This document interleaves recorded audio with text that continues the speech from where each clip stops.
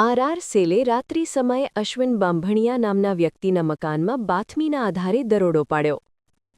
ઉનાના મોટા ડેસર ગામે Junagadh range IG ટીમના દરોડા. મકાન અંદર ચોરખાનું બનાવી દારૂનો જથ્થો છુપાવ્યો હતો. આશરે 150થી વધુ બોટલ દારૂ મળી આવ્યો. અશ્વિન બાંભણિયાની અટકાયત કરી કાયદેસરની કાર્યવાહી હાથ ધરવામાં આવી. પરાગ સંગતાણી, ગીર સોમનાથ.